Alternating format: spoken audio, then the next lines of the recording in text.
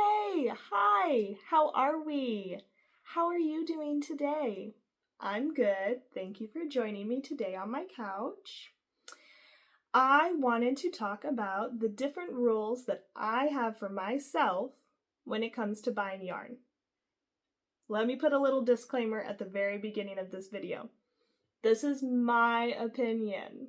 It's not a way to make more rules or to make you feel bad for buying yarn. This is just the rules that I set for myself so that I can be sustainable, not overconsume, and not end up with a bunch of yarn in my craft room that nobody's using. So, let's get into it. Thing number one that I always ask myself is, does this yarn bring me joy? Not to be too Maria Kondo-y, but the first thing that I always ask myself is, does this yarn bring me joy? Am I buying it because it's trendy? Am I buying it because it's gimmicky? Am I buying it because it's on sale? Does the actual yarn bring me joy is the first hurdle that we always have to get through when we're going to buy yarn. Does this yarn bring me joy? One of the ways that I do this is I look at the weight and fiber of the yarn and I ask myself, is this something that I regularly work with?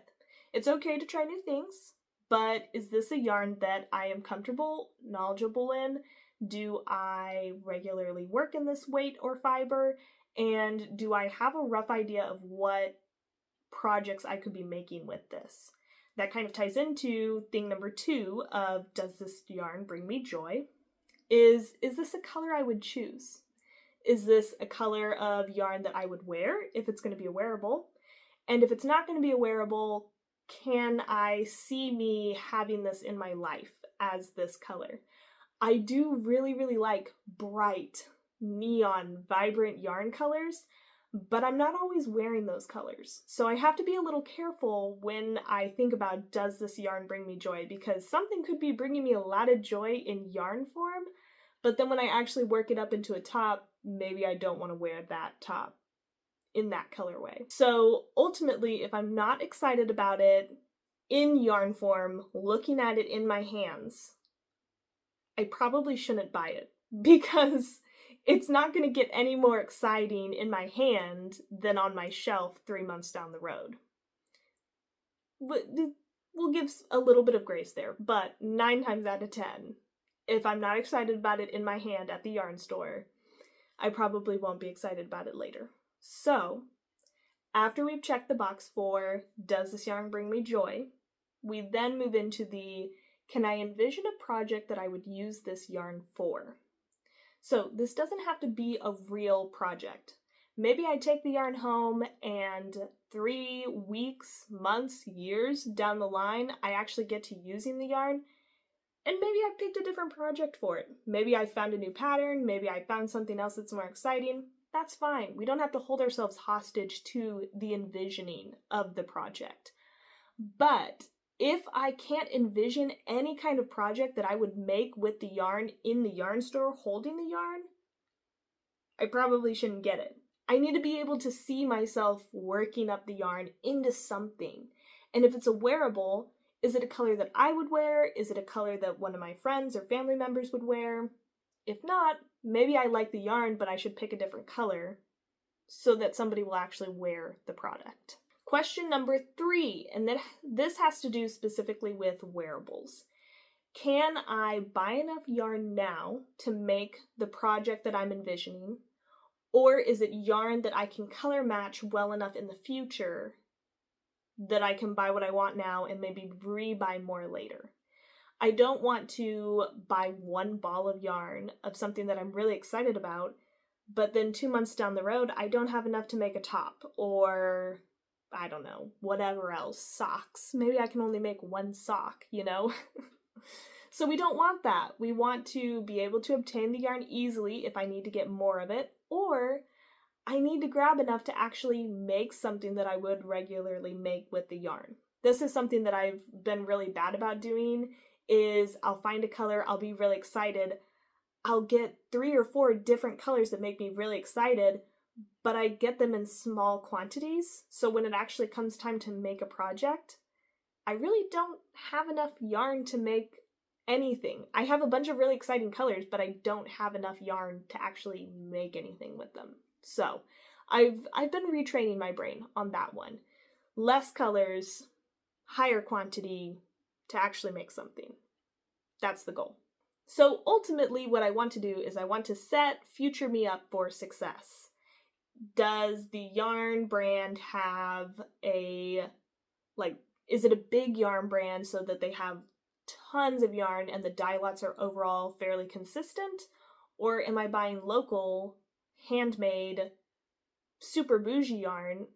If that's the case, I really probably should have a much more concrete project in mind before I just go willy-nilly buying yarn. Thing number 4. Do I already have this yarn at home?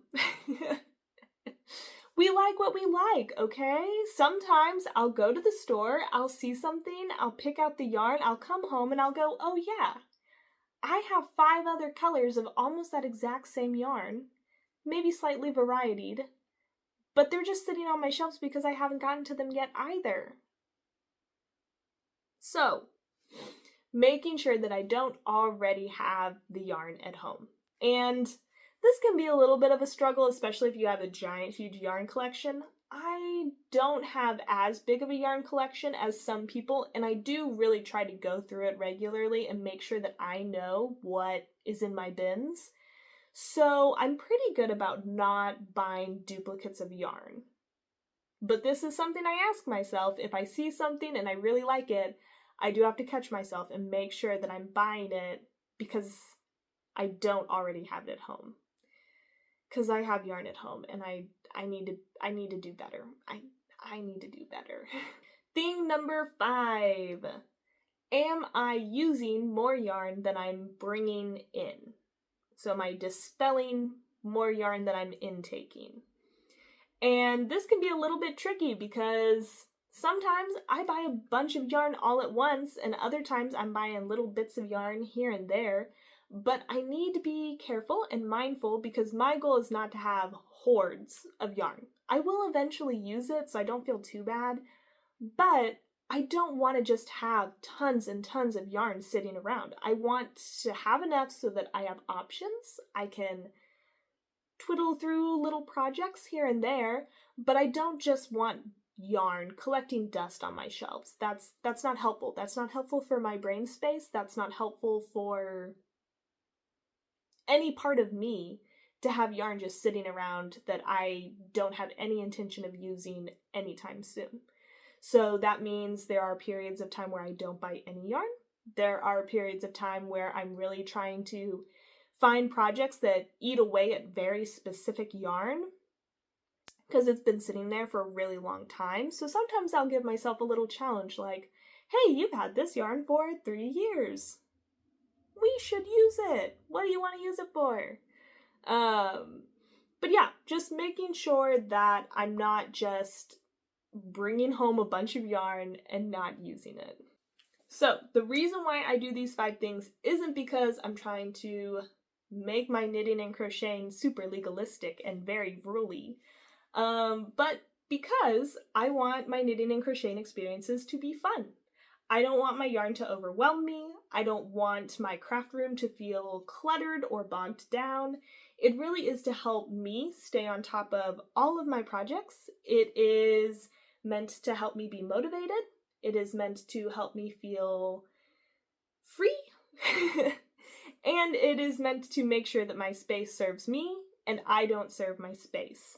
So if I just feel the pressure of all of this yarn surrounding me all the time, I can sometimes fall into that little pit of, I need to get so much done, and then I feel overwhelmed, and then I don't knit and crochet, and then I buy more yarn, and then I just continue to overwhelm myself with all of my options. So, for me specifically, these 5 things that I check in on, ask myself, that I kind of make sure that I'm being aware of when I'm making yarn purchases, helps my yarn and my craft room serve me better instead of me serving them.